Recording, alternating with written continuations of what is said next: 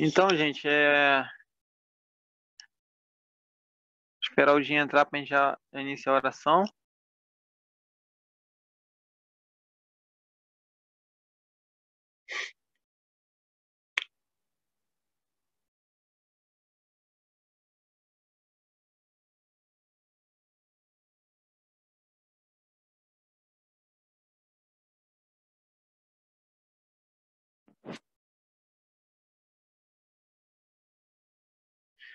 Então, meus amigos, vamos iniciar o estudo.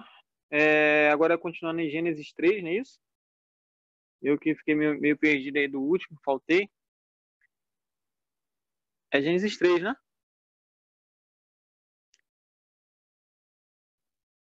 Galera? Isso aí, Gênesis 3. Perfeito. Deise, você poderia orar para a gente? A gente poder estar iniciando?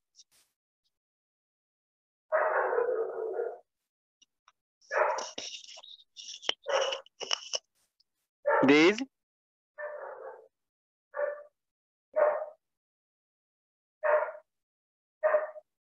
Eu acho que ela tá com algum probleminha no áudio. Gin, ora pra gente, amigão. Por favor. Oremos. Obrigado, Senhor, porque estamos estar aqui na tua presença e estamos da tua presença. Por isso, Senhor, solicitamos o teu Santo Espírito que nos ilumine ao abrirmos a tua palavra, para que cale o homem e deixemos o teu Santo Espírito nos conduzir de acordo com as verdades bíblicas. Então já te agradecemos por tudo, Senhor, porque sabemos que o Senhor fará de acordo com a tua iluminação, de acordo com a tua palavra que é santa. Tudo isso te pedimos e já te agradecemos. Em nome de Jesus, amém. Amém. Eu gostaria de voluntário para poder estar lendo. Eu vou estar compartilhando a tela para vocês, daquele site do Hebraico. E se tiver algum voluntário que queira já iniciar, ler o versículo 1 do Gênesis 3, tá? Fica à vontade. Já estou colocando aqui já.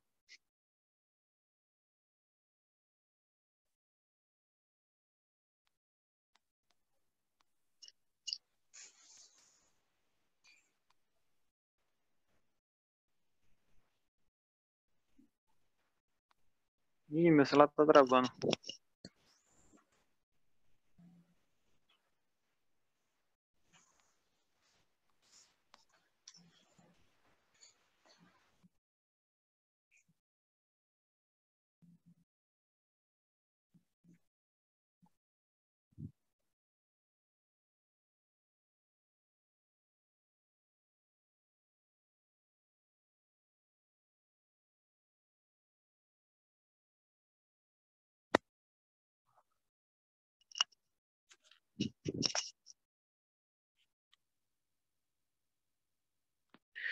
Então vamos lá. Gênesis 3, versículo 1, eu vou iniciar lendo ele.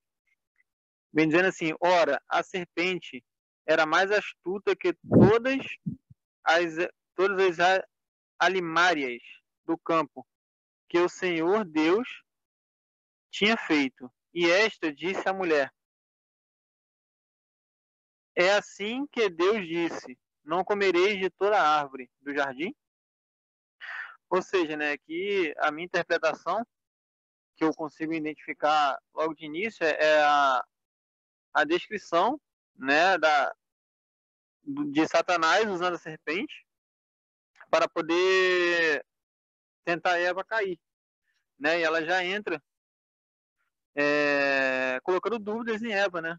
Perguntando: não comereis de toda a árvore do jardim? Foi isso que Deus disse, né? E esse primeiro versículo para mim já diz muito, porque é o início de tudo que a gente está vivendo num contexto de mundo pecaminoso, né? Eu queria ouvir a opinião de vocês sobre somente esse versículo. O que eles conseguem identificar? Vocês conseguem identificar ao ler ele? Bom, boa tarde a quem eu não cumprimentei ainda. O que chama mais a minha atenção nesse verso é como que é construída essa narrativa, né? Porque há a mistura da verdade com o erro. E aí, quando você tem essa mistura, é muito mais fácil de se enganar.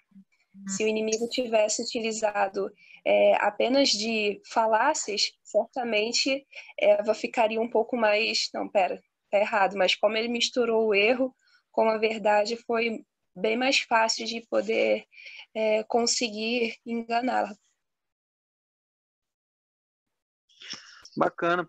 Sabe o que eu me pergunto, né? Eu sempre me perguntei quando eu li a Gênesis, né? Quando fala mais a serpente, mais sagaz que todos os animais selváticos, ou seja, esse mais, né? Na minha percepção seria já simbolizando Satanás como serpente, né? Não em si a serpente ser o animal mais sagaz de todos os animais selváticos, sabe?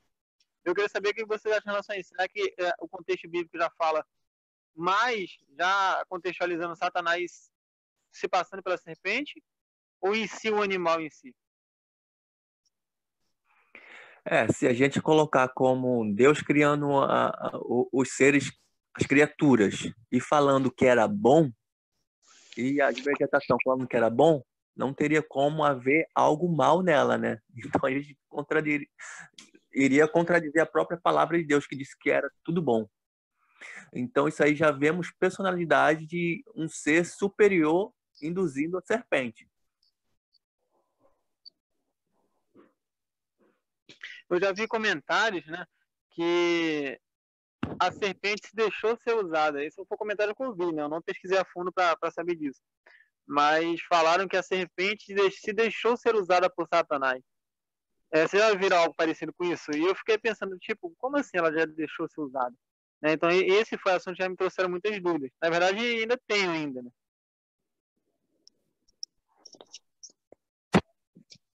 Assim, Pode falar. Eu francamente acho isso muito complexo, porque dá a entender que é como se houvesse uma inteligência, né, por trás dessa serpente, como se ela, na verdade, em si, já fosse capaz de discernir. Mas a gente entende que ali teria havido uma, como é que se diz? Quando um ser possui o outro, digamos assim, né? A gente entende que Satanás entrou na serpente, mas esse mais a primeira, como se diz, encarnação de espírito, né? Exatamente. Sim. Eu acho bem complexo isso aqui. Eu não sei se de repente no original fica mais fácil para poder identificar, né, se havia uma noção por trás, porque realmente aqui dá a entender que é como se ela em si já soubesse de algo e compactuasse com isso. Eu acabei de... Esse tema em especial eu já discuto ele há um bom tempo, entendeu? Eu acabei de falar com o Wellington aqui e ele ainda vai demorar um pouquinho, ele está saindo de uma visita. E no original, quando ele já tem um pouco mais de propriedade do que eu, ele fala de uma palavra nessa questão de sagaz. E quando a gente entende essa palavra sagaz, que está lá no original, as possibilidades, você já começa a ver que é algo superior. O Elton falou que daqui a pouco está chegando, e eu vou deixar essa parte para ele. Então, não tem como eu entrar em um assunto que não é a minha área, entendeu? Mas é mais ou menos essa possibilidade de que a própria palavra em si já denomina uma transformação, uma possibilidade de algo além do que a própria natureza do animal, entendeu? A palavra, a intervenção. O engraçado, eu tô lendo aqui no comentário da minha Bíblia, é um pouco extenso, mas como o assunto, somente nesse versículo eu sei que vai ser muito detalhado, né? Porque assim, é bacana a gente não sair com dúvida, né? E eu pessoalmente tenho muita dúvida. E o comentário da minha Bíblia dá alguns detalhes, tipo assim, a palavra mais, né? Tá dizendo assim, liga a história da queda ao relato da criação. Ou seja, uma simples palavra mais, ela tá ligando a história da queda com o relato da criação. A conjunção mais é usada para destacar a importante conexão depois de uma criação perfeita. Então, ou seja, aí já, na minha opinião, já entra um pouco daquela questão que a Isabela tinha falado, né? O leitor ingênuo esperaria outra boa história que ilustrasse o maravilhoso plano de Deus para a humanidade. Aí vem a palavra sagaz, né? O termo pode ser tanto negativo quanto positivo e é usado com frequência na literatura de sabedoria. A mesma palavra hebraica é traduzida por prudente. Então, ou seja, aqui está dizendo que a palavra em hebraico de sagaz, que significa prudente. Então, ou seja, ela tem dois significados aí, né? Tanto positivo quanto negativo. E num contexto mais amplo, o uso em comparação sugere uma conotação negativa. A sagacidade tirou dos seres humanos, tirou os seres humanos do jardim, de um estado de harmonia perfeita, levando-os a uma sensação de vergonha ao reconhecer a própria nudez. Que a gente vê aquele contexto todo, né? Quando Adão e Eva perceberam que pecaram e tudo mais. Então, o ardil da serpente é ressaltado por sua habilidade de falar e pelo vocabulário de perguntas. Então, ou seja, aqui na minha opinião, quando ele fala isso, já é voltado para Satanás, não para a serpente. Vocês entendem? E não foi um ataque direto, mas uma abordagem mais sutil, tendo em vista semear dúvidas na mitologia da época. Era comum encontrar serpentes que se opunhavam à divindade criadora. Descrever a criatura que Deus derrotou na criação. Descrever a criatura que Deus derrotou na criação. Identificam a serpente com Satanás, que se desafiou a Deus no contexto do grande conflito. Não morrereis de toda, ou seja, a serpente amaldiçoou sutilmente a ordem original positiva divina, ou seja, ao torná-la negativa e colocar a ordem no plural. Parece semelhante, mas o significado foi alterado por completo.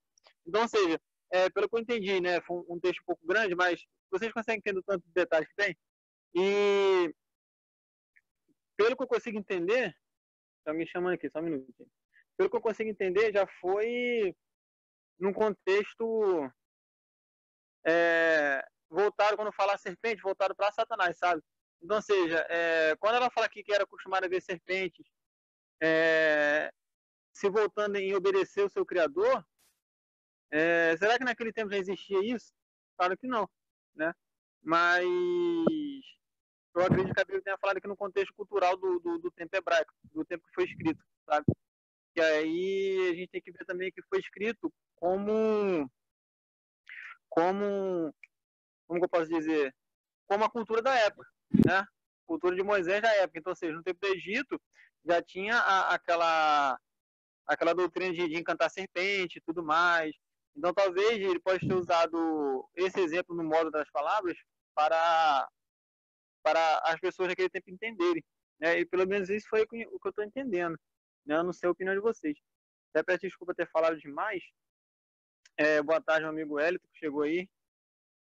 Wellington, a gente está discutindo a primeira vez, meu amigo. Você chegou bem no início. Maravilha, eu estou chegando em casa agora, mas já vou responder a você, já vou entrar em comunicação. Tá ok, perfeito. E aí, gente, o que vocês acham de tudo que eu falei? Tem algum sentido? Não tem? Eu estou exagerando? Eu acabei de entrar, não sei. A gente está justamente nessa questão do sagaz, aquela palavra-chave, sagaz aqui, e depois ela se reproduz um pouco mais na frente. E justamente aí que dá a possibilidade de um entendimento que era algo intervindo ali, ou algo a mais. Não era simplesmente um leão ou tal que veio a falar. O que ela tinha a mais? É justamente nisso que a gente barrou. E eu falei que você chegaria e jogaria essa palavra do hebraico que te dá, né, sei lá. Então, a todo momento, tudo bem, querido? Boa tarde. A todo momento você tem quando na Bíblia você tem a descrição de qualquer ser de Gênesis, você tem ela como como é que eu posso dizer? Quando você tem uma descrição de um animal, é porque Moisés ele quer que você entenda que esse animal ele é diferente. É um animal característico, um animal específico.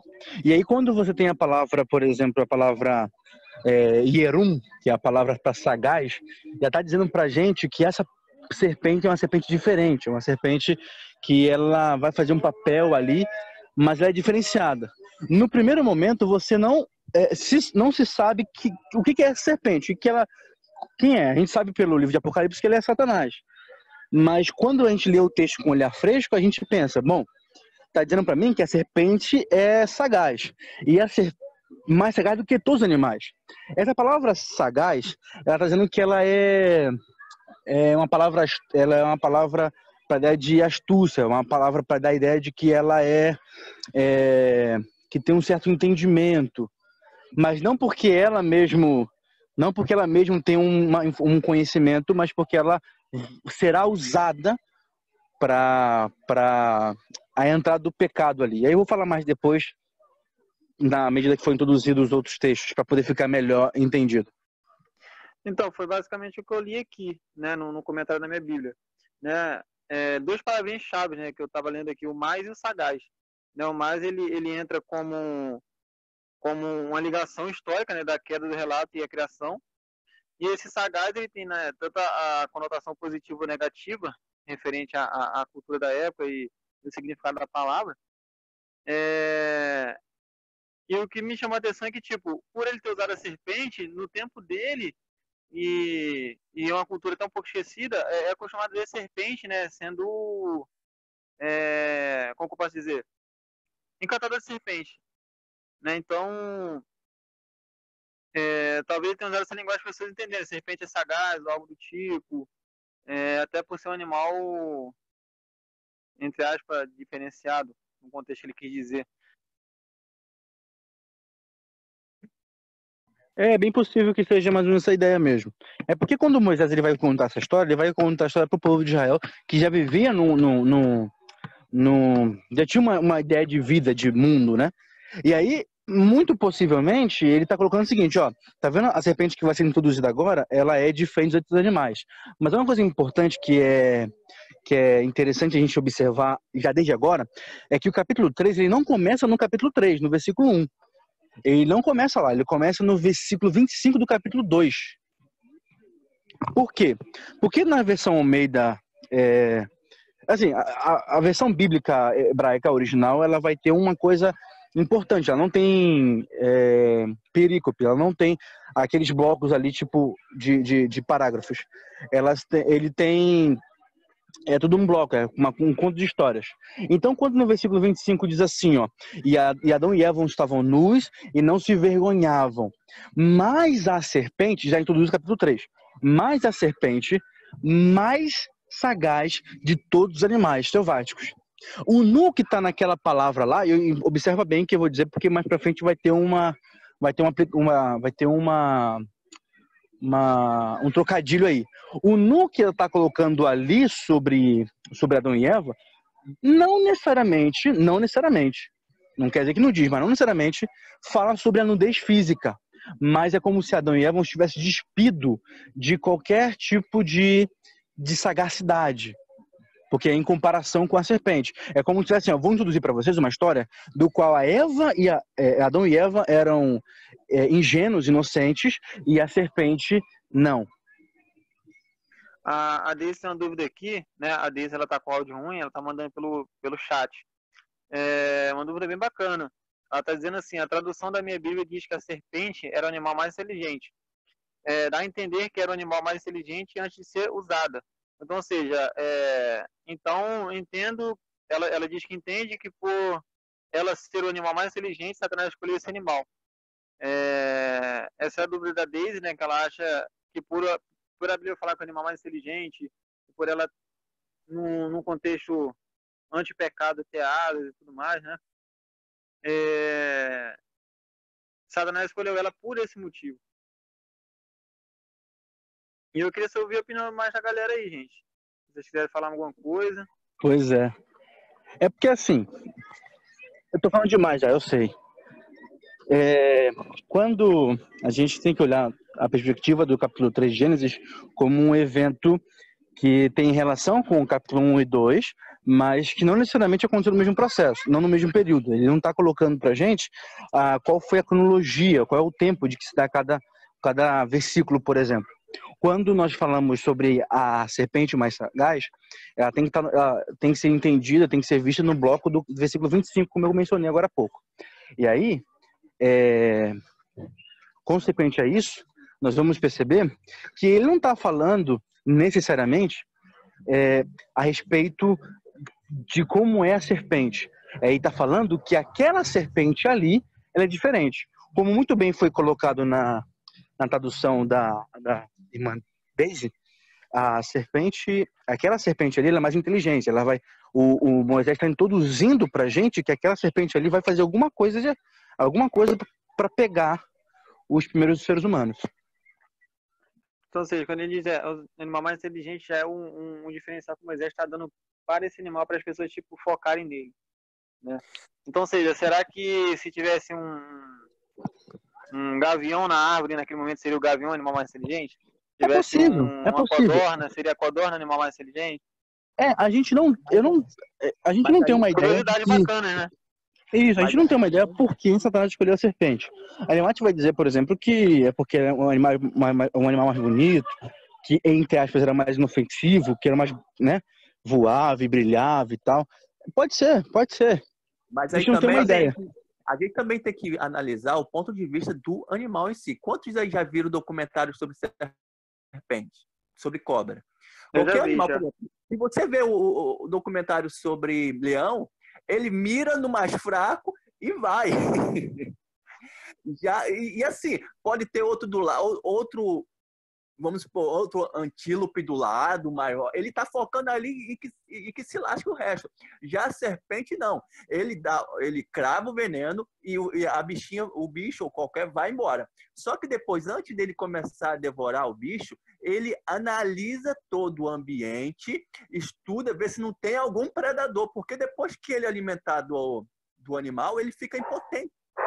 Então, a astúcia em si que a gente vê aí em Gênesis era já uma sabedoria, como ela falou de inteligência, era uma sabedoria na própria característica do animal. Agora, isso não quer dizer que ela já foi criada para o mal. Entendeu? A característica da serpente, que era a inteligência dela, em relação superior alguns outros animais. Assim, mas no início, como a gente está lendo um versículo por vez, lá na frente vai entrar mais detalhes em relação à questão do animal. Mas um ponto que me chama a atenção, rapidinho, velho. Um ponto que me chama a atenção é, eu não sei qual livro, se é sobre os anjos ou o grande conflito, mas fala que Satanás ali, no momento que ele viu a oportunidade de atentar ela para ela cair, né? Todos os anjos queriam estar ali atentando Eva, só que Satanás ele iludibriou praticamente os anjos, dizendo que só ele seria capaz de fazer aquilo. Então, assim, ele queria que ele fizesse aquilo porque ele deixou entender para os anjos que ele era o melhor e daria certo, e se ele não fizesse, não daria certo, enfim. Ué? Mas ele era mesmo. Sim, mas eu falo aqui no contexto do que o livro já estava explicando, não era só Satanás que queria, todos os anjos queriam. Então Satanás falou nesse contexto para que os outros anjos deixassem ele ir, ou seja, oportunidade única. Então pode ser possível, a Bíblia não fala, não tem nada escrito, eu pelo menos nunca li, que naquele contexto, naquele momento que Eva se aproximou da árvore do bem e do mal e ele surgiu e viu a oportunidade, a serpente detalhe de bobeira, né? E ele foi e usou ela. Pode ser que sim, pode ser que não. Não é uma opinião minha. Mas tem outros detalhes mais na frente, vai fazer a gente voltar nessa questão aí e vai ter dúvidas. Mas esse capítulo são muito detalhosos, são detalhes muito importantes. Pode falar aí, Wellington. Não, a observação que eu ia colocar é o seguinte: existe uma corrente de pensamento que diz o seguinte, que existe uma possibilidade da serpente ser a personificação de Satanás. A gente sabe, por meio de outros textos da Bíblia, que não é. Mas por que eu digo isso? Porque quando a gente vai para o hebraico bíblico, a palavra que aparece para a serpente aí, ela vem junto com outros prefixos e sufixos, que dá a entender que ela é uma serpente diferenciada. Entendeu? É como se essa serpente ela aparecesse no texto e Moisés estivesse introduzindo uma serpente que não é da natureza dela, não é uma serpente normal, não é aquela serpente ali, não é ela normal. Não agiria assim. Isso. É uma ideia do seguinte, é como se aquela serpente aparecesse no jardim do nada. É algo parecido. Por isso que existe a corrente de pensamento.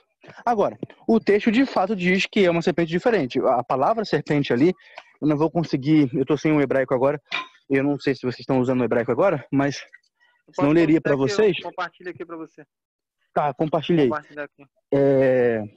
Vai dar uma ideia de que a serpente é diferente. Tanto é que é a palavra diferente. É uma palavra diferente da palavra normal para serpente. Aí, tá Entendeu? conseguindo ver?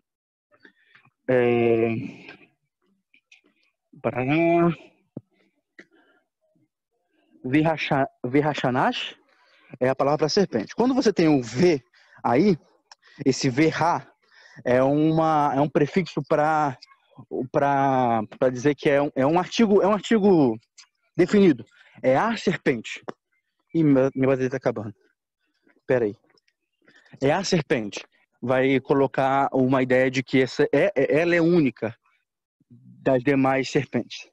Vai falando aí que eu vou botar o celular para carregar. Eu tô chegando na igreja, eu tô sem chave. Aí eu vou ouvindo. Tá ok. O nosso irmão Janair entrou aí, seja bem-vindo, boa tarde. Boa tarde.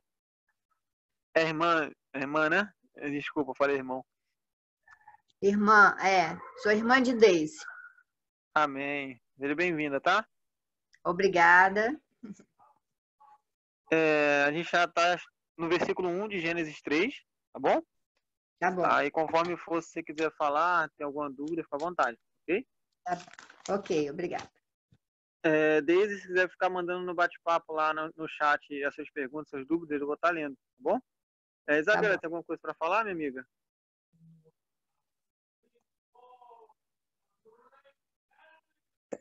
Bom, não tô querendo problematizar demais, não, mas é só por uma questão de interpretação mesmo. Baseado tão somente no que eu tô lendo aqui, a ideia que eu tenho é de que quando fala mais a serpente, mais astuta que todos os animais selvagens que o Senhor Deus tinha feito, disse a mulher. Eu entendo que é como se a serpente em si já fosse diferente dos demais animais. E aí me perdoem se eu estiver equivocada, mas a leitura que eu faço é basicamente essa, né? De que dentre todos os animais que Deus havia criado, ela em si já tinha uma diferença em relação aos outros. Como se, de alguma forma, ela fosse meio que consciente, sabe? Do que estava fazendo. E não é uma visão errada, não. É isso mesmo. Só que... não, é isso mesmo. É isso mesmo. É isso mesmo. É porque... É isso mesmo. Eu vou ficar quieto e vou deixar vocês falarem. Ué, gente. Então vamos ao versículo 2? No decorrer, a gente vai voltar esses pontos aí, vamos estar voltando nesse detalhe. Mas o versículo também te dá outra possibilidade. Olha só, quem é que chamou a atenção para a Eva? A serpente. Ou seja, até ali tudo bem. É a serpente que chama a atenção da Eva. É por isso que eu acho que a serpente estava ali e ele se aproveitou da situação. É minha opinião, né? Pelo contexto de um versículo que eu estou lendo. Né? Eu estou me esquecendo da história que eu sei, estou me focando no versículo só. Porque é importante a gente lembrar que o hebraico está aí, né? Tô fingindo que eu não sei mais o que vai acontecer. Entende? Pode falar. Pode falar. Eu estava comentando com o Jean esses dias, até contigo mesmo. Infelizmente, hoje, não tem vários motivos, mas a tradução ela é interpretativa, entendeu? O camarada ele pega o texto hebraico, ele traduz o texto e interpreta e coloca lá. Por quê? Porque obviamente o hebraísta, né, o cara que lê e escreve em hebraico, Moisés, por exemplo, ele tinha uma mania. Todo mundo que escreve em hebraico tem uma mania de escrever, de falar muito com poucas palavras. Então, o cara que traduz ele precisa fazer uma interpretação. Então, quando você lê no texto aí tal coisa, depois eu vou falar. Quando eu vou falar, depois tem um erro de tradução aí, por exemplo, que eu vou falar depois, que é mais pra frente, lá no versículo 19 ou 20, que você percebe que é uma... Eles traduzem e interpretam para que eles possam escrever no texto em português. Então, quando você lê no português, você tem que levar em consideração o que o autor queria dizer com essa palavra, né? Com essa expressão. A questão da interpretação, da interpretação cultural e já vem um bocado de fatores, né? Isso. Tem uma coisa importante que talvez muitos não tenham percebido, é a forma como a serpente fala. Ainda no versículo 1º, se eu não me engano. Você percebe no capítulo...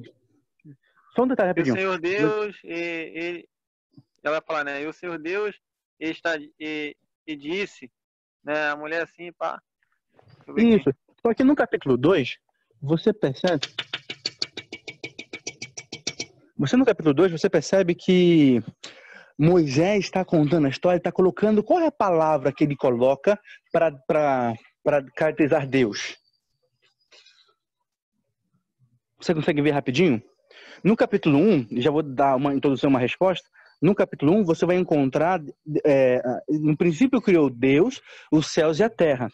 No capítulo 2, a partir do capítulo 2, versículo 4, você vai encontrar Moisés escrevendo, essa é a Gênesis dos céus e da terra, quando o Senhor Deus criou os céus e a terra.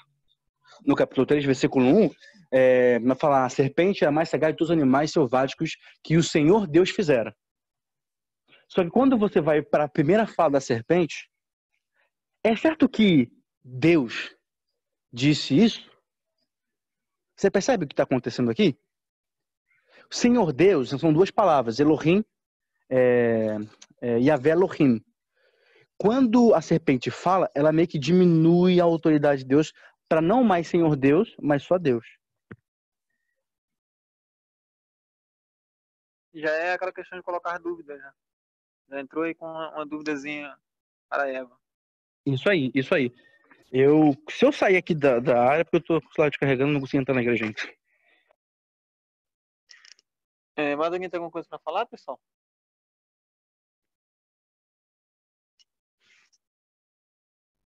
Então, eu queria um voluntário aí para ler o versículo 2, para a gente dar continuidade. Posso ler. O verso 2 diz o seguinte: A mulher respondeu à serpente: Do fruto das árvores do jardim podemos comer.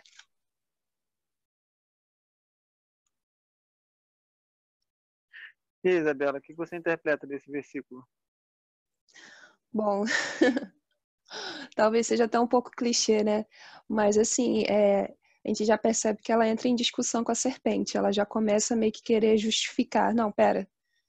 Seria melhor se desse para ler logo o verso 3, que é a continuidade, mas é como se ela meio que percebesse o erro, né? Encontre o erro, mas não é bem assim, é mais ou menos assado. Isso que eu entendo. Aí já entra, na verdade, é a continuação da conversa, né? Pode até ler o trecho, vai ficar mais fácil a interpretação. Tá, então vou continuar. Mas do fruto da árvore que está no meio do jardim, Deus disse: Vocês não devem comer dele nem tocar nele, para que não venham a morrer.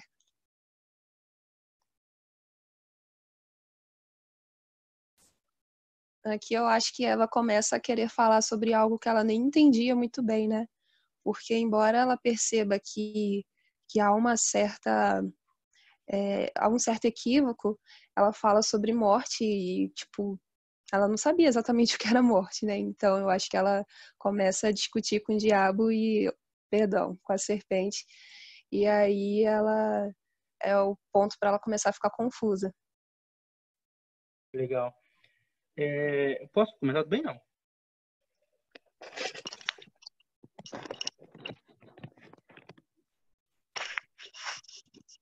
Eu acho uma coisa importante, uma coisa interessante, é o seguinte. Quando... Ai, peraí, deixa eu só achar o texto de novo. 2 e 3. Isso. Quando a Eva só entra numa discussão com a serpente porque ela percebe uma coisa. O que a serpente disse para Eva era verdade ou era mentira? Era uma distorção, né? Era mentira. Era mentira. Ele não disse. Ele falou, é isso que Deus diz? Que você não pode comer de nenhum fruto? É mentira. Certo? Uhum. Sim, distorção, e aí a verdade. Eva vai... E aí a Eva vai querer agora corrigir a serpente porque ela errou. Não, isso é uma mentira. O que é curioso no texto é que, primeiro, que não vai mostrar a impressão da Eva em relação a uma serpente que fala, para começar. Segundo, A serpente está falando e está falando uma mentira. Então pensa comigo. Se eu estou contando para você uma história e você sabe que essa história é mentirosa, porque obviamente eu estou contando um relato que você também viveu e você sabe que é uma mentira,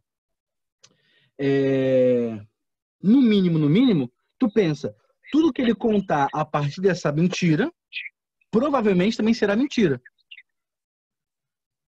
Uhum. Não é? E aí, ela retruca, ela fala, podemos sim comer todas as árvores do jardim, mas Deus disse, não coma da árvore que está no meio do jardim, e nem toque nela, do contrário você morrerá. Ela adicionou um ponto aqui, que de fato não era para adicionar, era uma mentira também, ela exagerou na sua fala, né? E aí eu penso, bom, o certo mesmo é o seguinte, se a Eva entendeu que era uma mentira, então, obviamente, aquela pessoa, aquele ser, a serpente, não merecia crédito de confiança, porque é a mentira. Além de ser um animal que fala, ela não mentiu. E eu Porque não acredito era muito... comum ela ver uma serpente falando, né? É um ponto Isso. interessante também. Então, aí ainda mentiu, né? Não era comum, né? Ainda mentiu. Então, assim, no mínimo, eu deveria suspeitar.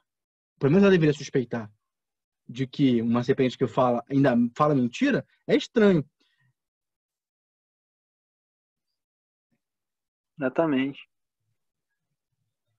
E você vê que além dela acrescentar algo a mais que Deus não havia acrescentado, porque Deus fala lá no capítulo 2:16, e ordenou o Senhor Deus ao homem, dizendo, de toda a árvore do jardim comerás livremente, mas da árvore do conhecimento do bem e do mal, dela não comerás, porque no dia em que dela comeres, certamente morrerás.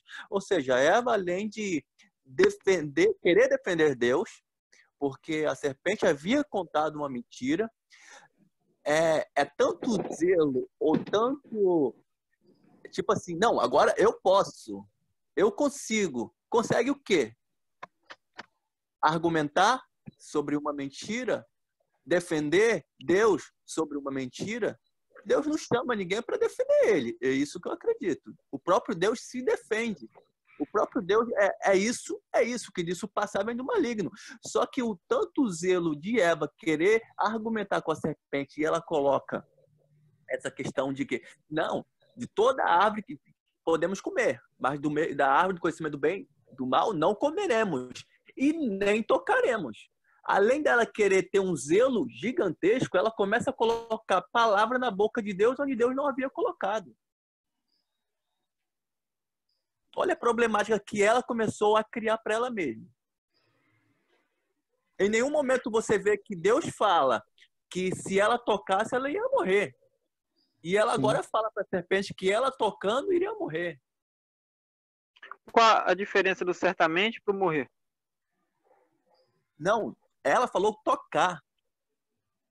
Deus não falou em nenhum momento tocar. Ah, falou em comer, né? Falou Entendi. em comer. Sim, entendi. É quando Ela exagerou o texto. Eu queria só fazer um comentário que é com base nisso que o Jim estava falando, né? No fato de ela passar a colocar palavras na boca de Deus. Eu acho que isso se deve também pelo fato de que ela nem deveria estar ali, né? De acordo com... Já começa errado. Já começa errado, devia nem estar ali. Porque assim... O que a gente fica sabendo é que ela tinha sido orientada a não se afastar de Adão. Como é que você sabe que ela não deveria estar ali? Spoiler. Fontes externas. É verdade. Mas assim... Ela chutou. Não, mas tá certo mesmo. Agora a questão é como você tira a base na Bíblia para isso. Quando, a partir do momento que Deus falou assim, não é bom que o homem esteja só, far-lhe-ei uma auxiliadora, ou seja, para ambos andarem juntos. A mesma forma era para Eva, não andar só. Exatamente. Ainda bem que você deu a resposta. Da base para o que a Bela falou, entendeu? Se fosse sim, os dois ali, não é que ela, na presença de Adão, se tornaria mais forte. Não é isso que eu estou falando. Como se Adão também estivesse sozinho, poderia estar no mesmo erro que ela, no lugar errado. Agora, a questão é, aonde que nós vamos? Tem situações da nossa vida que, se estivermos só... Exatamente. Eu acho que ela ficou mais fragilizada justamente por conta disso. Tipo, cara, eu já não deveria estar aqui. E aí agora vem, me faz uma pergunta difícil, aí eu acabo ficando confusa na hora de responder, né? Eu acho que esse equívoco de Eva tem base nisso também, pelo fato de que ela estava no lugar errado na hora errada. Eu vejo isso também como Se bem uma que é aquilo, natureza né? humana O lugar errado de, seria o Éden. eu vejo como uma maneira humana de, de ganhar em cima do outro. Em que sentido? Quando a serpente fala pela uma mentira e aí entende que é uma mentira, logo entendemos o seguinte: a serpente não sabe de nada, né? Talvez essa foi a estratégia que a serpente usou de rebaixamento para com a Eva, para que a Eva pudesse se valorizar, assim, se achar a própria Deus do negócio. E aí quando a Eva fala, bom, assim, tô só especulando, mas quando ela começa a falar e ela mentiu, foi uma mentira, sim, mas a nomenclatura que a gente usa é exagero na forma da palavra, ela exagerou, certo? E aí, quando ela exagera, o que a gente entende? Que é como se fosse assim, bom, já que ela não sabe, eu vou Abriu a fazer o seguinte, porta para o já que ela não argumento. sabe qual é a verdade, eu vou contar para ela. Eu vou contar para ela que não pode nem comer, nem tocar. Obviamente, porque a serpente estava lá, em cima da árvore, né? E aí, assim, se me permite, já vem a segunda fala da serpente, que não é uma mentira. Pode ler, Quer olha. dizer, Pode que é falar. uma mentira e uma verdade junta. Que é o Quatro. versículo 4, né? 4. Disse a serpente à mulher, minha versão diz, certamente não morrerão, ou não morrerás. Deus sabe, versículo 5, que no dia em que dela comerem, né? No dia que vocês comerem do fruto, os seus olhos se abrirão, e vocês, como Deus, serão conhecedores do bem e do mal. É uma mentira que ela falou? Aí eu penso o seguinte, se a serpente mentiu já de início, que mostrava ali falta de conhecimento, a Eva duvida que da segunda resposta, da segunda argumentação da serpente, desnecessariamente. Por quê? Porque eu penso, se ela já mentiu uma vez, obviamente, então ela não sabe se vamos morrer ou não. Tanto Não é vai que ela mentir fala, de novo. vai mentir de novo. Certamente não morrerás, você não vai morrer. E aí ela fala uma verdade. Como é que a gente sabe que ela falou a verdade? No dia em que vocês comerem, vocês, os seus olhos serão abertos. E como Deus, vocês serão conhecedores do bem e do mal. Isso aqui, na verdade, é uma meia-verdade, não chega nem a ser uma verdade. Por quê? Porque, de fato, os olhos se abriram. A gente vai ver mais pra frente quando você for ver. E aqui você vai reparar que os olhos se abriram. Mas o que é interessante é perceber que a Eva, então, duvida, né, no versículo 6, ela começa a duvidar. E o que acontece? Aí alguém lê o versículo 6 aí. Você pode ler pra gente, Janaí.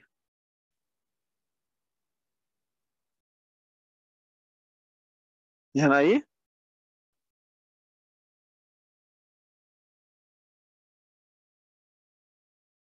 Então vou ler, versículo 6.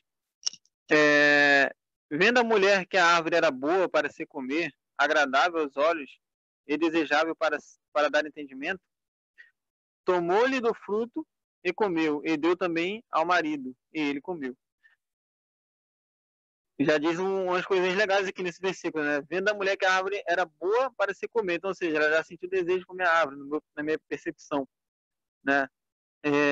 Comeu o fruto da árvore, no contexto simbólico. Agradável aos olhos, né? Então, ou seja, se agradou de ver e teve a curiosidade, né? E a árvore desejável para dar entendimento, ou seja, ela ficou curiosa em conhecer o bem e o mal e de ser como Deus, assim como a serpente falou, né? Acreditando nas palavras da serpente, né?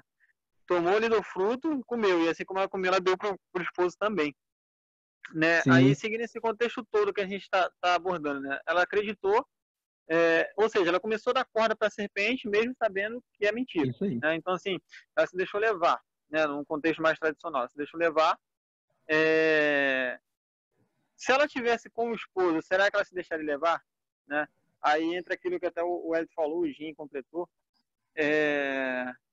do contexto, né, de um estar ajudando o outro. Né? Se fosse Adão sozinho também cairia, assim como ela caiu, e os dois juntos se ajudariam. Aí, daí ela foi se deixando levar, foi caindo na lábia da serpente, sentiu desejo. Então, ou seja, ela se auto deixou acreditar na mentira, em algo que ela sabia que era mentira. Né? E daí ela passou a acreditar nas mentiras. Pode falar.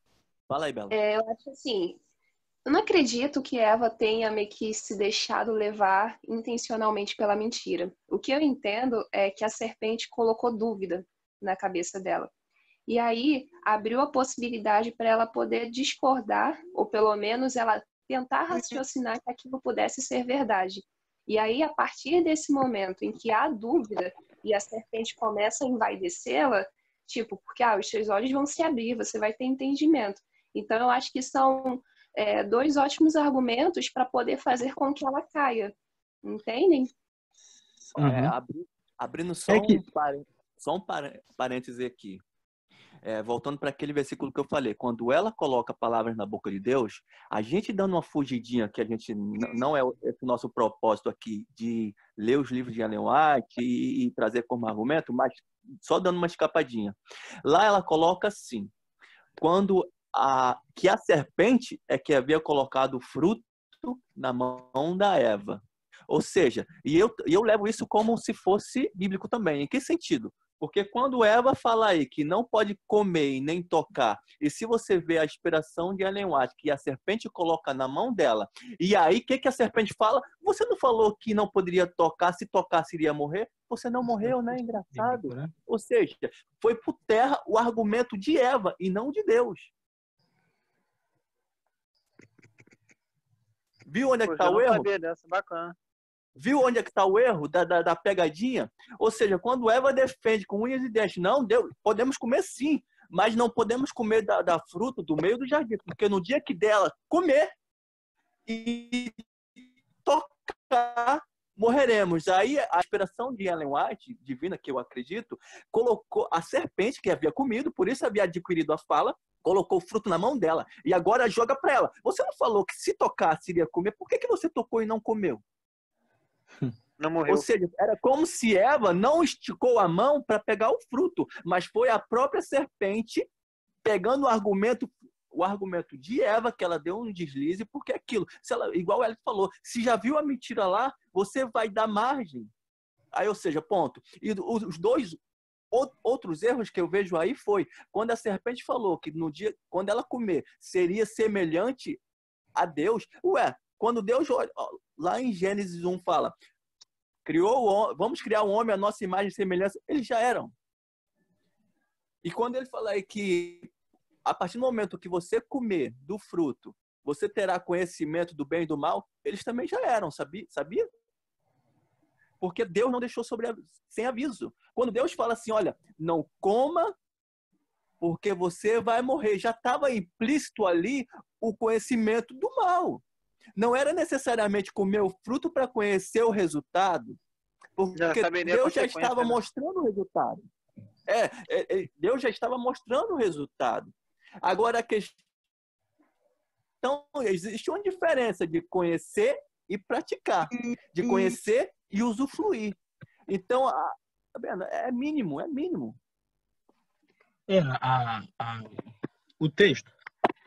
O texto bíblico, ele coloca uma coisa bem importante para a gente analisar, que é o seguinte.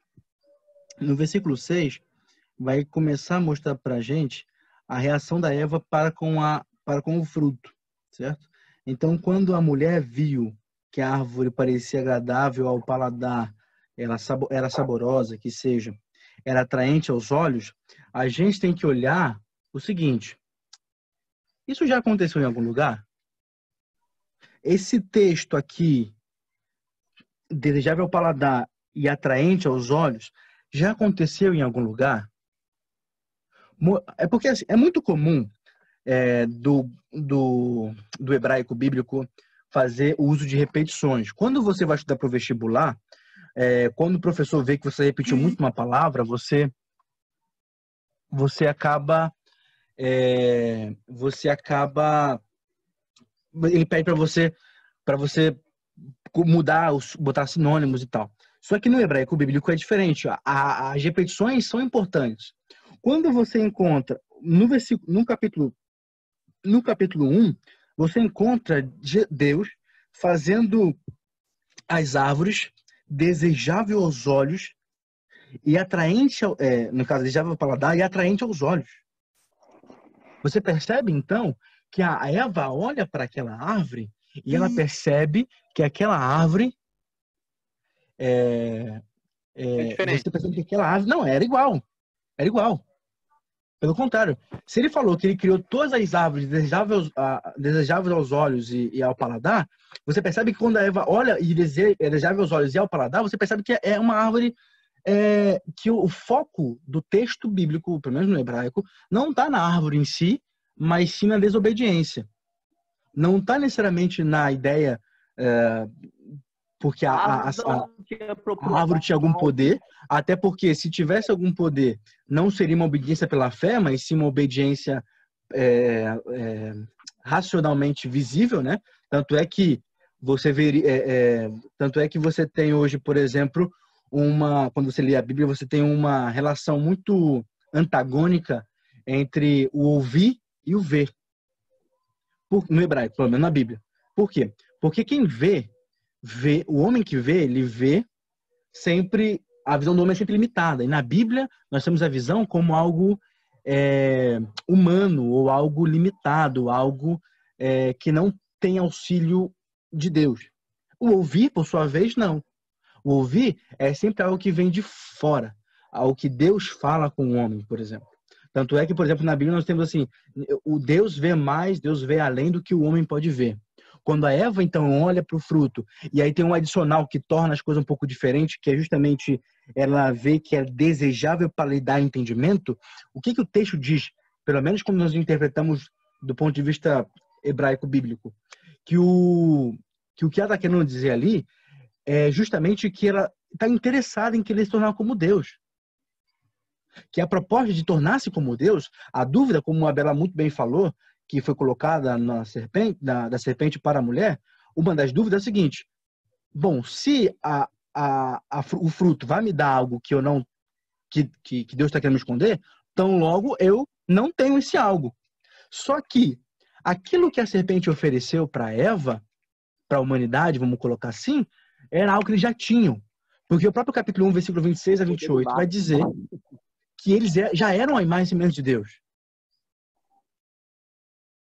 E isso faz muita relevância para o nosso texto, para a nossa leitura. Por quê? Porque quando a Eva toma o fruto da árvore, ela pega da árvore o fruto, como diz o texto aqui, né? Tomou do seu fruto e o comeu e também deu ao seu marido, né? E ele também comeu. Aqui vai uma coisa muito importante, assim, significativa para o texto. A gente coloca, por exemplo, quem pecou, né? Se foi a Eva, se foi a serpente, se foi o Adão. Só que na verdade o que está acontecendo aqui é uma coisa além do que a gente está vendo. Em que sentido? Quando Adão come, ele reconhece o fruto. Ele também reconhece o fruto. E nesse momento aqui vai uma lição muito especial, pelo menos é porque no português não tem tanto impacto da literatura para a gente hoje. Mas quando a gente lê no hebraico, a gente tem uma coisa muito, muito especial. Dá uma ideia que Adão olhou assim, eu tô só parafraseando, ele olhou e reconheceu o fruto. E nesse momento, ele teve o desejo de comer do fruto, ele também o comeu, porque a Eva que ofereceu a ele. Ele percebeu que o fruto era um fruto proibido, era o fruto que Deus tinha pedido para não comer, mas ele estava pronto a dar a sua vida, a morrer pela mulher que Deus dera. Tanto é que vai fazer isso, exatamente. Foi porque a Eva comeu e Adão foi comer também. Por quê? Porque, olha, caramba, a minha esposa vai morrer e eu tenho que ajudar ela com isso. E pode parecer até um discurso de que, então o pecado é justificável. Não é isso. É porque, nesse momento, Adão estava praticando aquilo que Deus, que ele mesmo falou. Ela é osso do meu osso, carne da minha carne, ela é parte de mim. Ela é minha esposa, ela é minha. Então, vou ficar muito triste de acontecer qualquer coisa com ela, assim. Então, vou estar com ela também.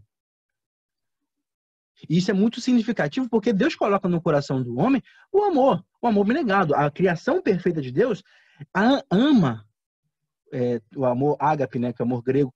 O amor ágape, ele ama incondicionalmente. E Adão escolheu mais a Eva do que a Deus. Escolheu mais a sua esposa do que ao Deus. Nesse momento, eu não estou querendo colocar juízo de valor. Mas Adão, entre aspas, fez uma coisa muito especial no seu casamento. O problema é que, a partir de então, os frutos do pecado aparecem de modo imediato. Que é a partir do versículo 7. Quando ele come, ele então... O 7 diz assim: e os olhos dos dois foram abertos, ou se abriram, e perceberam que estavam nus. Uma coisa importante aqui, pessoal, é que eu também fiquei muito empolgado quando eu descobri isso. No hebraico, abre o hebraico rapidinho pra gente, o Lucas. Eu queria mostrar uma coisa pra vocês muito legal. Deixa eu virar a tela aqui, acho que vou conseguir. Versículo 7. Isso. Isso. 7. Tá carregando. Tá. Então fazer. Tá. Você consegue carregar e ler ao mesmo tempo lá em cima, não? Não, é que ele tá no 5 ainda. Ele tá carregando pra vir os outros. Então, volta lá rapidinho no 1, só pra mostrar uma coisa pra vocês. Pronto, 1. Aqui diz... a serpente, lê na terceira linha, né, que é em português. A serpente era mais astuta. Mais astuta é Mikol Yerum. Yerum. A palavra para sagaz é Yerum. Vai lá no 7 agora. Tá carregando ainda, né? Tá carregando. Isso. Deixa eu tentar digitar aqui pra ver. Vai falando aí que eu vou tentando aqui. Certo. Moisés começa a colocar pra gente que que a serpente é sagaz. A palavra Yerum ou Arum. Quando você vai no versículo 7 lá do capítulo 3, quando se abre os olhos, parece de início, quando você lê até esse ponto, que a serpente então falou a verdade. Peraí. A serpente falou que ia abrir os olhos. Não falou? Então ia abrir os olhos. Então abriu os olhos. Então, quando abre os olhos, então parece que está certa, mas então eles percebem que estavam nus. A palavra para nu, no hebraico, é a palavra arumim. Você percebe? Há um trocadilho de palavras aqui. Quando Moisés escreve, ele escreve com uma intenção de quem lê, pelo menos no hebraico, entende o seguinte: quando eles perceberam que estavam nus, quando eles perceberam que estavam arumim, Moisés quer contar pra gente que quando eles abriram-se os olhos, eles perceberam que não estavam como Deus, mas se tornaram como uma serpente. Se tornaram mais parecidos com a serpente do que com Deus. Claro, a palavra Arum e a palavra Arumim são palavras totalmente diferentes no hebraico. Uma quer dizer sagaz, outra quer dizer nudez. Totalmente diferente o significado. Mas a sonorização é igual. Para mostrar pra gente que quando Adão e Eva perceberam que estava Arum, para o leitor perceber... Aqui, ó, versículo 7. Cadê? Aqui, ó. A segunda linha. E foram abertos os olhos, né? E perceberam, né? E estavam Yerumim. A sonorização é igual. Para mostrar para o leitor que quando eles comeram do fruto, ao invés de se tornarem parecidos com Deus, eles se tornaram mais parecidos com a serpente, que é sagaz, que é Arum. No português, Então, eles se tornaram parecidos com a serpente no sentido da sagacidade, né? Do lado perfeitamente, da negativo. malandragem, do pecado, conhecedor, sabe? Consequência do pecado. Você percebe que a serpente já foi introduzido, que já era estranha, que já era uma serpente meio estranha. Obviamente, o Moisés está colocando implícito que a serpente já tinha pecado, vamos colocar assim. Era como se a Né? serpente ali estava adulterada. E depois Adão e Eva Isso. ficou adulterado. Adulterado também. Essa é a ideia. Essa é a ideia. É igual alguém Entendeu? bebeu e está adulterado. Depois você bebeu ficou igual adulterado. E aí Consequência- a ação que Adão e Eva têm é mais uma vez pautada no seu próprio entendimento. A Eva olhou, né? O que eu olho é uma visão limitada, é uma desvantagem no hebraico bíblico. Então ela olhou, desejou e comeu. Aqui ela faz uma coisa que também é muito relevante. Juntaram então folhas de figueira para tentar cobrir a nudez, para tentar disfarçar as coisas, para tentar disfarçar o mal que ela tinha feito. Às vezes a gente faz isso, principalmente quando é criança. Quando quebra alguma coisa, quando eu quebrava alguma coisa quando eu era pequeno, o que eu fazia? Eu catava tudo antes de minha mãe ver, tentando dar meu jeitinho. E aí eu percebia que quando estava tentando dar meu jeitinho, a merda cheirava mais. Descobrir depois é pior, fala a verdade. É por aí, é por aí. E assim, eles se disfarçaram, né? Eles colocaram ali algumas vestes para cobrir a nudez e não se sabe em que momento, assim, quanto tempo levou. Claro que foi no mesmo dia, mas não sabe quanto tempo levou-se. 1 hora, 10 minutos, né? Parte do dia. Mas Deus começou a caminhar pela terra. Começou a andar. Aí entra a Versículo 8. questão do versículo 8. Quando ouviram a voz do Senhor, Deus, que andava no jardim pela viração do dia, né? Então, ou seja, quando ouviram a voz, dá a entender que Jesus estava chamando, Deus estava chamando ele. Então, mas aqui tem um erro de tradução. Aqui tem um erro de tradução. A palavra para olhos, para falar, é parecido com a palavra de caminhar. É parecido a palavra em hebraico. Então, aqui a palavra certa é ouvindo Deus, ouvindo o homem e a sua mulher, os passos de Deus que andava pelo jardim. Quando fala, quando ouviram a voz do Senhor Deus que andava no Não jardim, era a voz. os passos dele, né? Isso, ouviram os Quando passos ouvia o barulho dele caminhando. Isso. Sim. E aí ele não acha, Deus não acha Adão e Eva, porque eles se escondem, né? O próprio texto vai dizer, eles se esconderam da presença. E aqui tá uma ironia, tá? Que Moisés coloca, porque assim, ó, e o homem e a mulher se esconderam da presença do Senhor. Porque é possível você se esconder da presença dele? Não. Pois é. E tentaram se esconder entre as árvores do jardim. Perfeitamente, entre as árvores do jardim. Intencionalmente, Deus permite, né? Que quando Deus chega próximo, é como se esperasse que o filho venha, e não que o filho corra. Quando o pai chega, o filho vem, corre e abraça. Ou seja, é intencionalmente Deus fazendo com que crie no homem a possibilidade de estou errado, vou até meu pai. Ou, na verdade, Deus faz isso até hoje, né? Até hoje, literalmente. A gente tenta... Uma das consequências é a maldade, né? Que começa a existir no coração humano. Porque antes o que seria um encontro, agora eles só tentam se esconder. Então a gente já percebe que eles mudam de perspectiva muito rápido.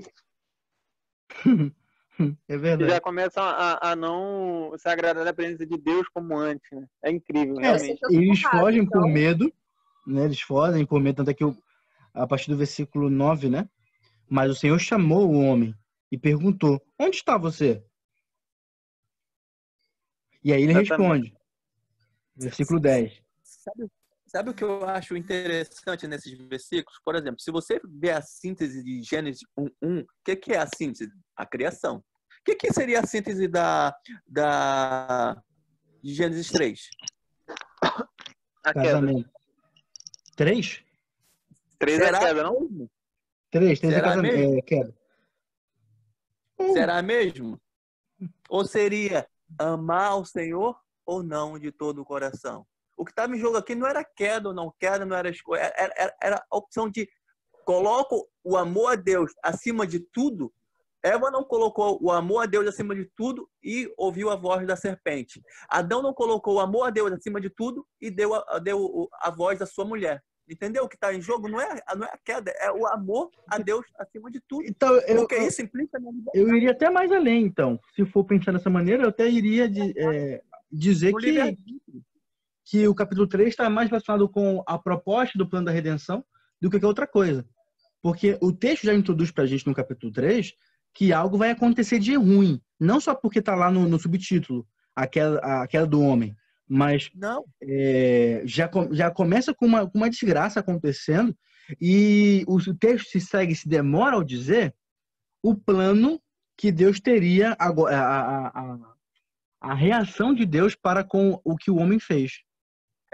Mas só que a gente previne um pouco é a advertência de Deus antes.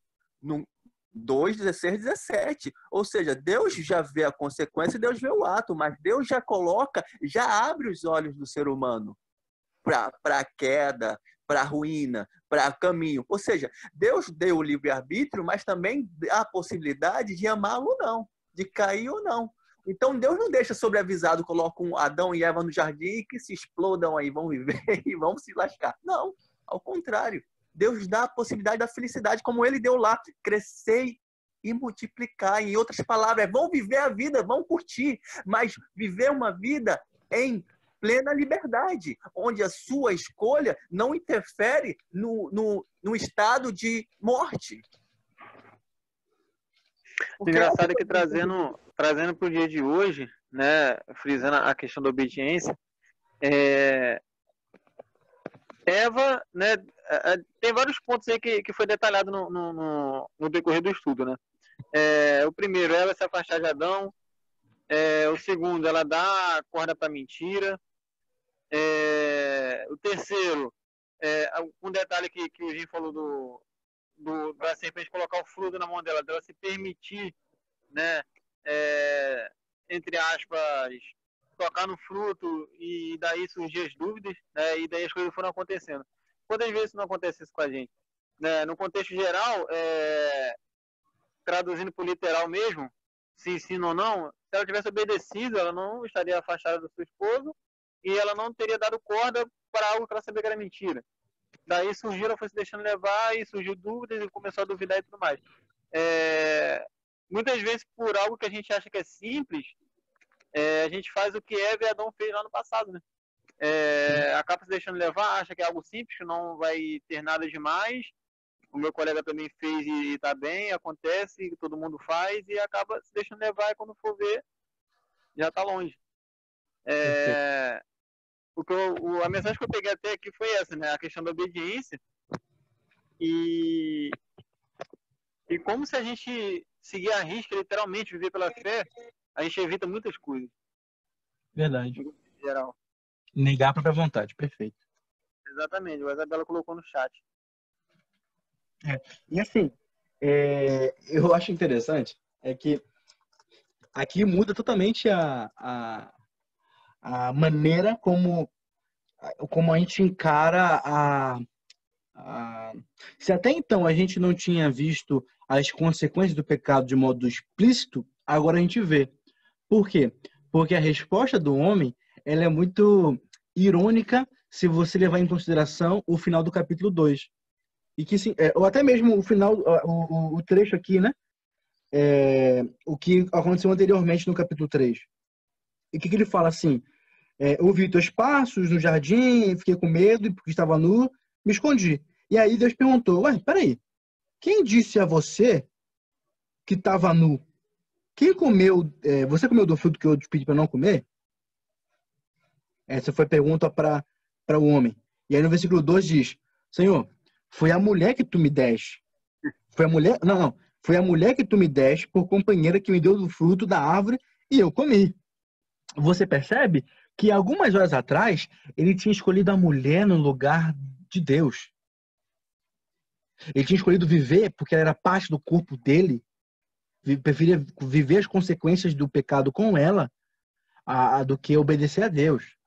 E nesse momento aqui, você percebe uma coisa meio que um contraponto muito irônico até. Porque agora há pouco ele estava falando que ele implicitamente estava escolhendo ela em vez de Deus. E agora ele coloca ela no fogo para morrer, sozinho. Ele não se exime da culpa. Ele coloca Deus para poder caçar a primeira culpa, a culpada principal, vamos colocar assim, a Ele Eva. justificou, né? Isso, ele justificou, ele se esquivou. Eu já vejo aí o efeito do pecado Exatamente. desde quando ele provou do fruto, e ela também já começou a surgir o efeito, eles nem perceberam. Talvez eles nem se deram conta de que já estava surtindo efeito. Exatamente. E aqui você tem uma degradação, vou colocar essa palavra, humana, do que é o amor. Ele acabou de jogar agora a Eva no fogo e ela se lasca sozinha. E colocou Deus de tabela ainda, né? Agora primeiro. Exatamente. Tipo, é como se fosse assim, Deus não tá aqui, eu escolho o meu amor, aquela mulher que veio de mim. Aí na frente de Deus, é como se fosse o filho na frente do pai. Não fiz isso, a culpa é de fulano, por isso que eu fiz. E aí começa a contar. Por aí. É bem engraçado, né? Muito incrível. É muito contra a gente, Ou seja, nesse contexto aí, eles já estavam experimentando o que seria aquilo que Deus já estava advertindo. O conhecimento do as mal. consequências do pecado. O mal é se auto-se justificar. É se auto-se defender. Ou seja, Deus já mostrou para eles o que era o mal. Agora eles estavam experimentando o que era o mal, o conhecimento do bem e do mal. O bem eles já sabiam, a perfeição. Agora o mal eles começaram a experimentar. E quando experimentou, aí já começa a vir a malícia, a astúcia como da serpente. Da sagacidade. Ou seja, o instinto de preservação, mesmo no erro. E aí já muda completamente o relacionamento entre Deus e o homem e a mulher. Já nunca mais será o mesmo. Desde o jardim, depois desse ato. Já começam a discordar do outro, um colocar a culpa no outro, se auto-justificar e por aí vai. Perfeito. Aí vem versículo 14, não é isso? O Lucas colocou uma questão muito importante 13. quando ele fez uma recapitulação. E isso acontece o tempo todo. Não sei se você já viu, né? Quem é casado fala assim, a culpa é o meu marido não faz isso, não faz... Nunca se identifica como uma culpada na questão. Porque se a culpa é minha, bora o que eu quiser. Nunca se coloca como vítima. É sempre, ou melhor, nunca se coloca como errado, sempre se coloca como vítima. E isso já é da nossa natureza, ou seja, isso é o conhecimento do mal. Isso já está. E quando o filho apronta, o seu filho fez isso. É seu filho. Não é o meu filho que instigou o outro a bater, é sempre tirando. Ou seja... Não é até o próprio casal mesmo, não é nosso filho, é o seu filho. Nem fala meu filho que aprontou, é o seu filho que aprontou. Agora a questão é, para que serve todo esse estudo? Para a gente poder se identificar que não é a culpa de Adão, não é a culpa de Eva, é a minha natureza quando se afasta de Deus ao não amá-lo primeiro.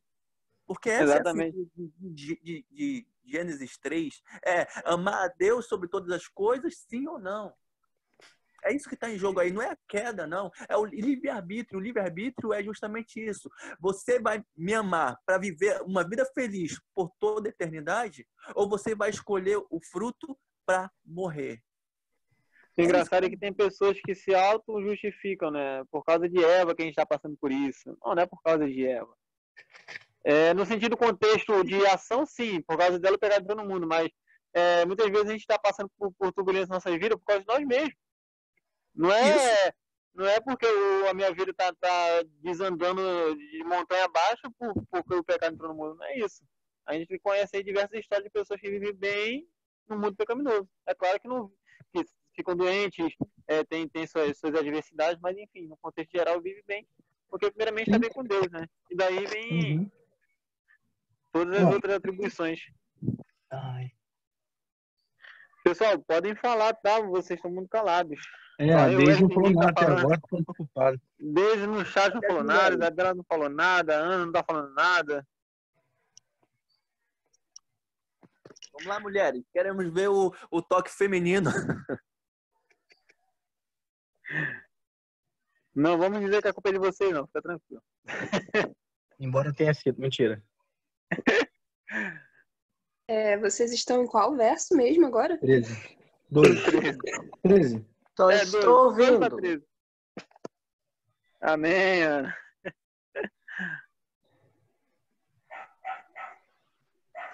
Ó, pra quem não sabe, a Ana tá fazendo aniversário hoje, tá? Desde já os parabéns Parabéns. novamente, Ana. Uhul!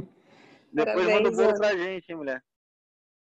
É que o pessoal tava indo embora, eu tava arrumando tudo.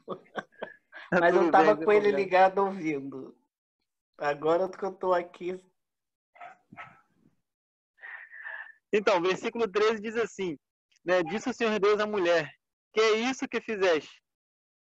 Uhum. Respondeu a mulher, a serpente me enganou e eu comi. Então, ou seja, aí ela já joga a culpa na serpente. Né? E Isso. daí já é um acarretamento de coisas, né? Adão botando a culpa em Deus. Deus, quando pergunta Na à mulher, a mulher. mulher bota a culpa na serpente. Ou seja, a serpente que Deus criou. Né? Uhum. O 14. Então o Senhor Deus disse à serpente, visto que isso fizeste, maldita és entre Para todos os rapidinho. animais. Oi? Só nesse texto mesmo que tu falou agora, é importante a gente falar um negócio. Sim. Aqui vai acontecer a primeira maldição da Bíblia. Sim, eu ia falar isso também. Desculpa. Exatamente. Não, pode falar. Termina aí a leitura. Maldita és entre todos os animais domésticos e o és entre todos os animais selváticos. Uhum. Rejeitarás sobre o teu ventre, rastejarás sobre o teu ventre e comerás pó todos os dias na tua vida. Então, ou seja, pó, eu acredito aqui que seja no sentido pela vivência dela, né, de se rastejar pela terra, né? Vir pó no rosto. Né? E se rastejar o ventre na terra porque ela tinha asas, perdeu. Sim. Né? Uma coisa. Pode falar, Wélio. Completar. Sobre o seu ventre você rastejará, e o pó comerás todos os dias da tua vida. A palavra pó, ela aparece em dois momentos na Bíblia, inicialmente, que é no contexto da criação do homem, do pó da terra, e agora no pó. Ele está colocando para gente que a serpente agora vai viver de morte. Vai viver de morte. Como é que a gente sabe disso? Porque daqui a pouco, lá no versículo 19, inclusive vai dizer que o homem vai voltar para o pó. Então, a serpente agora vai passar a viver de morte, de sangue. E aqui vai uma coisa muito, muito interessante, é que nesse momento ele está colocando ao mesmo tempo a primeira maldição na Bíblia, no capítulo 3, né? Pelo menos, Deus vai colocar apenas duas maldições. Ele não coloca, de maneira alguma, maldição sobre o homem e sobre a mulher. Ele dá consequências. Um pouquinho diferente. Mas quando for dizer os textos, quando for passar os textos, a gente vai falar melhor sobre isso. Mas aqui ele vai dar a primeira maldição e já vai profetizar uma coisa. Já vai colocar aqui a promessa messiânica no versículo 15. E a gente vai, tu vai lendo aí e a gente vai comentando. Quando você fala a questão do pó, ele simboliza o pó com os bem animais? claro. Oi, não entendi. Quando você fala do viver de morte, ele está simbolizando o pó com os animais, seres vivos? Também. Tudo que é vivo, a serpente agora vai viver. Ele vai ter que matar para poder se alimentar. Ela não vai viver, vamos colocar assim, ela não vai mais viver apenas de vegetal. Ela vai virar uma carnívora. Ela vai ter que matar um animal, seja o homem, seja a mulher, seja o animal, seja um inseto, o que seja, e para poder comer. Ela vai comer pro resto da vida o pó. O pó é um simbolismo, obviamente depois do pecado, fica mais claro isso, de que a origem e o destino do homem depois do pecado. Então, ele tem essa conotação, esse simbolismo de morte. O pó significa morte, a origem do homem e o destino final do homem, obviamente, né, sem considerar o plano da salvação, da morte, certo? Então, a serpente vai ter que comer agora, o fruto dela vai ser comer do fruto. E aí o 15 vai dar a promessa messiânica. Eu queria ler aí pra gente. Lê, Isabela, pra gente 15. Diz o seguinte: porém inimizade entre você e a mulher, entre a sua descendência e o descendente dela. Este lhe ferirá a cabeça e você lhe ferirá o calcanhar. Beleza. A palavra, uma coisa curiosa é que é o seguinte, aqui é a primeira profecia da Bíblia, certo? É a primeira profecia messiânica, é a promessa de que viria um Messias. A palavra para descendente é zarar. A palavra zarar, ela quer dizer semente. Semente. E eu quero muito que vocês não são obrigados a saber hebraico, nada do tipo não, mas eu queria muito que vocês decorassem essa palavra. Toda vez que aparecer a palavra descendência, descendente, você tem que entender ou trocar a palavra ali por semente. Semente. Por que semente? Porque semente também tem um símbolo muito importante na profecia messiânica. Por quê? Quem faz biologia aí vai poder entender melhor. Antes da semente germinar e dar ali os primeiros galhos para aquela árvore grandiosa que poderá ser, ela precisa morrer. Como assim morreu, Edson? Quando você coloca ela na terra e ela então é sufocada pela mesma, então ela tem que desidratar e aí estourar é a palavra que eu vou usar, mas não é essa palavra certa. Ela abre para então crescer a semente. Ela tem que morrer para gerar então os frutos. Quando eu falo aqui que você precisa trocar para semente, é porque a semente aqui da mulher, ela morre para gerar frutos. Então, você tem uma coisa aqui muito interessante, né? A descendência da mulher e a descendência da serpente. Tá falando aqui que vai ter descendente da serpente também. Só que no mesmo texto fala o seguinte, que a descendência da mulher vai ferir a cabeça da serpente.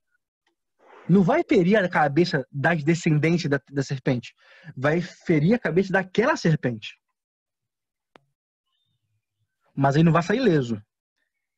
Ele não vai sair leso. A serpente também, você, lhe ferirá o calcanhar. A palavra para calcanhar, ou melhor, perdão, a palavra para ferirá é juf. Shuf, no caso, né? Shuf é uma filha de morte. Filha de morte. Quando Jesus morre na cruz, Satanás fere ele de morte por causa dos seus pecados.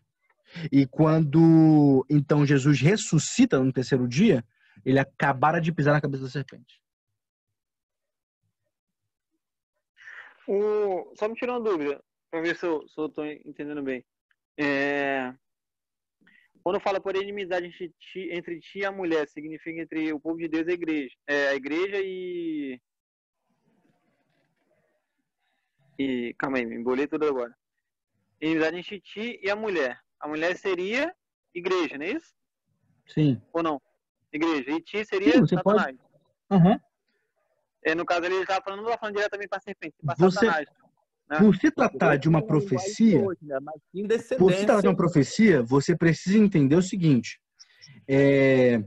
Você pode interpretar como a igreja e a serpente sem problema nenhum, certo?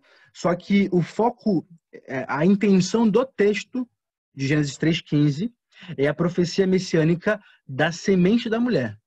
Descendência. Da descendência, isso aí. Da semente da Sim, mulher. Mas aí já tem 3 pontos. O primeiro é a inimizade entre ti e a mulher, ou seja, igreja e Satanás. Sim. Depois viria... a sua descendência e o seu descendente, ou seja, descendência da igreja Não. e a descendência... Não. Foi o que eu falei. A palavra descendência aqui, ela foi traduzida a palavra semente. A semente é no singular, é o Messias. Yeshua HaMashiach. Viria o Cristo, o Messias. E o descendente o descendente da serpente seria? Então, seria nesse contexto aqui, o anticristo. Seria isso. Seria mesmo, seria os, como é que eu posso colocar aqui? seriam os agentes exclusivos de Satanás. Entendi. Seria o anticristo, Aí, esse seria de os... ferir a cabeça seria... Esse ferir a cabeça seria o sacrifício de Jesus na cruz. Não, esse ferir a cabeça seria o sacrifício de Jesus na cruz para salvar a humanidade. E quando fala que tu ferirás o calcanhar, seria o próprio sacrifício na cruz, que seria o golpe no calcanhar de Jesus? Seria? Acho que é Possível, isso. Essa é a ideia. Só que assim, de início, para a gente conseguir, inclusive, compreender os textos futuros, capítulo 4 principalmente, a gente precisa entender e começar a manter a cabeça bem fresca no seguinte. Quando eu estou enxertando as lacunas desse texto com as profecias, com os eventos que nós sabemos que acontecem depois, lá em Apocalipse, Daniel, etc. e tal, nós já estamos dizendo que o texto está acontecendo. Só que, para uma melhor leitura do texto, é interessante a gente imaginar que a gente não sabe do que está acontecendo aqui. Adão e Eva sabiam que o que ia acontecer era descendência. Eles entenderam o que significa semente, perceberam que viria um ungido, o Hamashia, entenderam que haveria, ele morreria, Deus morreria. Eles sabiam disso, não sabiam como é que isso ia acontecer, a gente sabe. Por que é importante isso? Essa ausência de informação? Porque quando vier, por exemplo, o capítulo 4, o capítulo 5, que vai ser a genealogia, vai ser relevante a semente. Por que existe genealogia hoje? Só para você ter uma ideia. Porque a genealogia, ela serve para contar a chegada do Messias. Entende? O foco é esse. Você tem outras possibilidades, mas o foco da genealogia é esse. Então, assim, todo mundo estava esperando essa semente. Hoje a gente pode interpretar várias formas diferentes, várias profecias que se encontrariam com esse texto aqui de Gênesis 3,15, mas o foco principal é a semente que Deus mandaria. Sim, o contexto principal eu entendi, mas o simbolismo de ferir a cabeça e outro ferir o calcanhar. A serpente vai ferir a semente, vai ferir Jesus, uma ferida de morte. Jesus vai ter que morrer. Jesus morre que seria agora. ferido no calcanhar, não é isso? Isso. Simboliza a ferida no calcanhar. E esse mesmo ato, né, de Jesus estar morrendo na cruz para salvar todos nós seria a pancada na cabeça que a serpente levaria, no contexto. Sim. É como se fosse no mesmo ato duas ações ali, né? É como se fosse traduzindo uma briga em que os dois se feriram, só que um morreu e o outro só saiu ferido. No contexto os dois morrem. Os dois morrem. Sim. Porque a palavra Juf, Shuf, no caso, é a palavra de morte. Os dois morrem. Só que um ressuscita. Uhum. É simbólico, né? Então Satanás não morreu. Sim. Ainda não. Uhum. Mas ele foi derrotado. Ele tomou para si novamente o domínio do universo e da Terra. Entendi. Só uma coisa que eu queria comentar é que eu observei que aparentemente Deus faz o jogo, né, de acusações, tipo, por que você fez isso? Porque a mulher que o Senhor me deu me induziu e eu fui lá e comi. Mas por que você fez isso? Por causa da serpente. Só que no fim Deus aplica a sentença individual, né, para cada um, independente de quem tenha induzido quem, todos receberam a sua consequência, digamos assim. Isso, acho que fico imaginando, Deus ele deve, tipo assim, eu vou falar só pra ver o que eles têm a dizer, sabendo o que ele vai dizer, sabe? Tipo assim, só brincando. Quando fosse um eterno humorista, né? Um eterno humorista. É igual, tipo assim, Paulo, por que tu me persegue? Tipo assim, ele gosta disso, né? A gente vê várias passagens nesse contexto. Tem, se eu não me engano, com Pedro também ele fala algo parecido. E eu não consegui identificar Você vê que aí tem a diferença da maldição para acusação, para profecia. Tipo assim, o modo da palavra que ele usa. A diferença, por exemplo, quando ele vai falar com a serpente, é uma maldição, né? A primeira maldição. Tá. É porque aí quando ele parte para Adão e Eva, seria... Ainda vai chegar nesse versículo, seria como as consequências. Porque o que diferencia na linguagem textual para maldição e para consequência. A forma de falar, né? Vai lá, Jim. Manda ver, Gin. Mas você percebe que esse versículo aí, ele está fazendo algo que não era para ele? Como assim? O versículo 15. Porém, inimizade entre ti e a mulher, entre a tua semente e a sua semente. Esta te ferirá a cabeça e tu lhe ferirás o calcanhar. Foi algo que não era para o homem e que aconteceu aí. Ou seja, o que é que Deus falou lá? Não toque porque você vai morrer. Certamente morrerás. Ou seja, não toque, não coma, porque certamente morrerás. A primeira implicância que tem aí no Gênesis é aquilo que a gente falou, amor a Deus, sobre todas as coisas. E aí vai ter uma vida de abundância, uma vida de liberdade plena, viver toda a eternidade, vão curtir esse mundo. E a gente já falou sobre isso. Mas quando houve a ruptura, Deus não aplicou aquilo que era devidamente, ou seja, primeira coisa, afastamento de Deus. Você viu lá que Deus veio e o homem fez o quê? Fugiu. Segunda coisa, morte física. E terceira coisa, morte espiritual e eterna. E nesse texto aí, Deus pega, opa, isso era o que você merecia, mas eu não vou aplicar para você. Então essa primeira profecia, ele aplica para ele. Aquilo que o homem tinha por mérito, que era a morte, Deus não aplica para o homem, Deus aplica para ele. Entendeu? A importância desse versículo é a primeira profecia a qual Deus descumpre uma coisa que ele mesmo falou. Não no sentido negativo, tá? Não no sentido negativo. Mas a morte eterna que o homem merecia, Deus não aplica. Graça e misericórdia.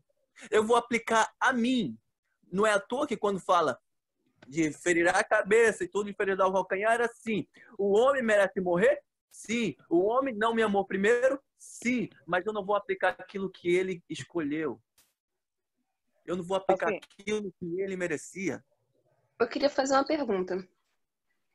Será que quando Deus fala que colocaria inimizade entre a descendência da serpente e a descendência da mulher, ele já tinha uma dimensão de que essa descendência se referia ao Messias? Sim. Eu acho que sim. Sim. Completando... Sim. Por quê? Vou explicar do ponto de vista hebraico. A palavra zará, que é a palavra para semente, ela tem uma raiz. Raiz é o núcleo daquela palavra. É porque no português não tem tanto isso, mas é como se fosse o transformar. O trans. Tem transformar, transbordar, transisto, transferir, trans aquilo, outro, tal. É como se fosse mais ou menos isso. A raiz da palavra zará também é a mesma raiz da palavra Hamashia, ou Messias. Então, eles já tinham a dimensão... Opa, peraí. Não sabiam que era o Yeshua. Não sabiam que era o Jesus, que viria lá na frente. Eles não sabiam.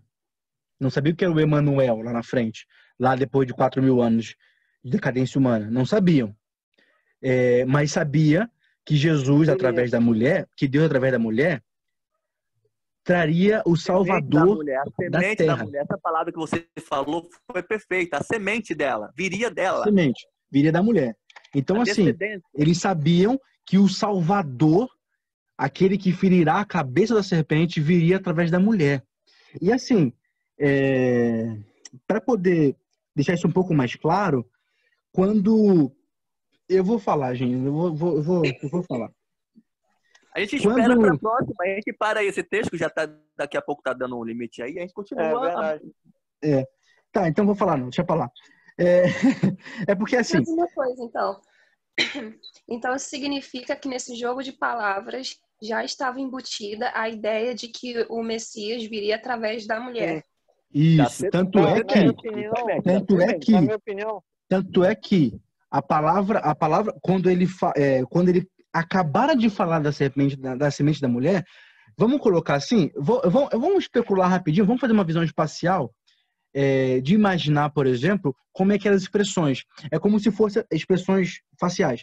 É como se fosse, maldita é a serpente, ela condena a serpente, e agora Adão e Eva estavam aliviados porque quem estava recebendo a culpa do pecado, entre aspas, era a serpente. E aí, ele fala assim, ó, agora vai, profético, não é literal. Deus não falou assim, agora você vai ser inimigo da serpente para sempre. Hoje a serpente não tem raiva da gente porque isso foi profetizado lá no jardim. Não é essa a ideia, não é literal isso aqui. É profético. E a ideia é a seguinte, a semente da E mulher no caso vai matar já seria falando serpente apontando para Satanás, que e isso aí. entre aspas personificado em serpente. Isso. Assim, quando elas ouviram, falam assim, ó, agora Mas ele dá a mulher vai ter uma... aí, tá? Oi? Ele dá duas sentenças, dá para a primeira sentença para o Então, animal a primeira pra serpente, que serpente, representaria, e isso. dá para a serpente futura, que era Satanás. Exatamente. Isso. Mas a inimizade, eu quero colocar aqui, não é literal. A inimizade, não. A da serpente literal. Tá? Uhum. Todos comigo? Beleza. A minha visão, Quando a mulher... Pode falar. Quando a mulher recebe, quando a mulher ouve de Deus que ela vai gerar o Messias, ela muito provavelmente ela ficou empolgada. Oh, peraí. O ser que vai nos libertar do pecado, que vai nos trazer de novo a perfeição, vai vir de mim. Vamos colocar assim, que ela ficou meio que radiante, ou feliz, algo do tipo. Eu estou só parafraseando e não tentando sair muito do texto. Por que a gente vê isso? Porque a resposta no versículo 16 à mulher é muito significativa. Ela não pode ser excluída desse raciocínio. Em que sentido? O texto diz, versículo 16, a mulher, ele declarou, multiplicarei grandemente o sofrimento na tua gravidez. Terás dor de parto, vamos colocar assim. Com o sofrimento, você dará luz. É como se Deus estivesse falando, você conciliando o texto do versículo 16 e do versículo 15, que é assim, mulher, não fique muito feliz não. Sabe por quê? Porque agora que você pecou, esse Messias, ele vai vir com dor. Vai ser difícil para gerá-lo. Vai ser difícil para discipliná-lo. Você pode se enganar, inclusive. Já fazendo alusão até mesmo aos futuros filhos dele. E aqui pega já um ganchinho para você já ler o próximo capítulo. Deixa em off. Não entendi o que você está querendo dizer. Entendeu? Eu fico imaginando as histórias, fazendo analogia, né? As histórias que Adão passava o futuro para essas gerações, a empolgação das mulheres, né? Será que vai ser eu? Será que vai ser eu? Isso. Por isso que é ruim. Por isso que a Eva... Até chegar num contexto de que as pessoas acharam que Jesus viria em eterna glória e tudo mais, mudou todo o contexto. Perfeito. Jesus veio de Maria, pobre e tudo mais. Mas assim, minha visão, para finalizar, né, é que assim, quando Jesus, esse é meu entendimento, quando Jesus ele dá a primeira maldição da Bíblia e fala as consequências para Adão e Eva, já seria, ele já estaria ali com o plano da redenção feito. Tá feito, tá aqui no capítulo 15. Ali já está feito, então já está praticamente profetizando o plano da redenção. Então, ou seja, até me esqueci o que eu ia falar, mas enfim, já estaria meio que entre aspas dizendo o plano da redenção para eles. Então, aqui no futuro, nos capítulos mais à frente, trazendo para a linguagem de Espírito de Profecia, Adão fica ocioso e depois que Adão vai saber do plano de redenção e tudo mais, e vai ficar triste, querendo estar no lugar de Jesus, só que não podendo. E daí vem todo esse contexto da história futura. Nossa, que pra mim, tipo assim, Jesus, quando as pessoas falam que Deus sempre tem um plano A, B e C, né? E outras pessoas falam que Deus tem um plano só para tua vida, e só que dentro desse plano ele tem diversos meios para atuar, né? Se esse meio der errado, ele tem outros, né? Deus planejou que Adão e Eva vivessem felizes para sempre no jardim, sendo obediente. Porém, esse plano ainda existe. Só que o outro meio, que é a linha de analogia que eu uso é essa, ele tem um plano só para a vida, só que diversos meios para atuar nele. O outro meio é o quê? Se Adão e Eva desobedeceram, eu tenho esse meio, que é o plano da redenção, para poder dar essa volta toda e fazer com que todos saibam que eu sou o digno de adoração, que aquilo que Lúcifer fez foi para... que ele estava totalmente errado dentro daquele contexto dele, e no contexto final eu vou concluir o plano que eu iniciei no jardim, na criação do mundo, que é ter toda a minha família junto e em uma adoração única. Dentro de um contexto só, né, pelo que eu entendi dentro desse estudo, parando no versículo 15, ele já dá a primeira profecia messiânica e dizendo o meio que ele vai usar para concluir o plano que ele já iniciou lá em Gênesis 1. A gente Sim. fechando Não, vou ver. nesse versículo aí, vai ser extremamente importante, porque o decorrer dele, Jesus volta para esse versículo com o versículo posterior e meio que explica de que forma, tá? E meio que explica. Então, é legal a gente parar e não correr, porque semana que vem vai ter mais assunto. Sim. O versículo 16 ao versículo 24 tem assuntos muito, muito especiais para nossa vida, sem dúvida, tá? O próximo capítulo seria o capítulo 4 e provavelmente vai ser, né, Lucas? Sim. O link... Não, vai ser... Não, a gente vai o próximo continuar. capítulo 4, o próximo estudo vai começar do 16 em diante. Ah, tá. Não, é porque vai assim, parar por aqui. o link, o texto referência do capítulo 15 é o capítulo 4, tá? Os outros textos do capítulo 3 ainda não tem necessariamente a ver com a profecia messiânica. Vai desenrolar ainda. Tem? Não necessariamente. É porque assim, vai falar da dor de parto da mulher, tal, da consequência do homem e tal, e aí a provisão do... Você quer deixar para mais tarde? Pode deixar então. No próximo estudo a gente continua. Já Tá bom. estourou o horário. E acho agora que a gente não entra mais nada na cabeça. Então, gente, alguém quer dar mais uma conclusão final para deixar aquele gostinho de quero mais, que já tá, né, pro próximo estudo? Eu não. Não, acho que a gente discutimos pontos bastante importantes para a vida de hoje, analisando lá atrás. Então, antes da oração final, gente, eu queria que quem pudesse, né, claro, desativar a câmera para a gente poder tirar aquele print, se puderem. Certo. Só um pedido que eu tenho a fazer. Fala. Eu queria muito que vocês orassem por uma amiga minha. O nome dela é Vânia. Eu a conheci lá no NASP, na verdade em Mato Grosso, e eu resolvi fazer estudo bíblico com ela. Ela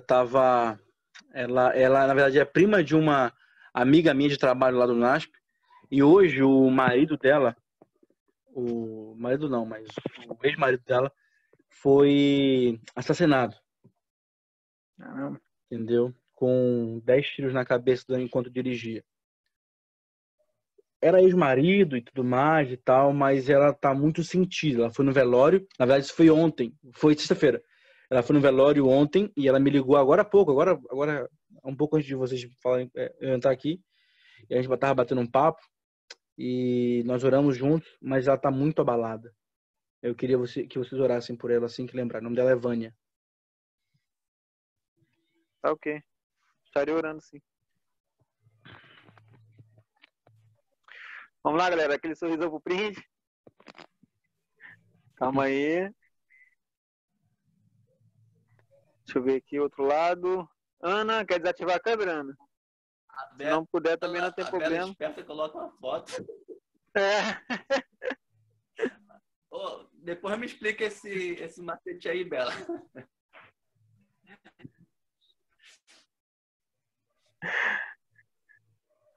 Meus amados, estarei orando para eles finalizar, tá bom? Desde já foi um grande prazer estar com vocês mais uma vez. E foi muito, muito bom. Gostei muito. Amém. Oremos. Paizinho amado e bondoso, obrigado, Senhor, pelas bênçãos derramadas em nossas vidas. Obrigado, Pai amado, por mais um estudo. Obrigado por estar sempre conosco, por nos permitir aqui entender um pouco mais sobre a palavra, entender sobre o Teu amor por nós. Nos abençoe nosso continuar do nosso domingo e da nossa semana também. É isso que eu te peço e agradeço. Em nome do Senhor Jesus amado. Amém. Amém. Valeu, galera. Valeu, meus amigos. Tchau, gente. Boa semana. Boa semana a todos.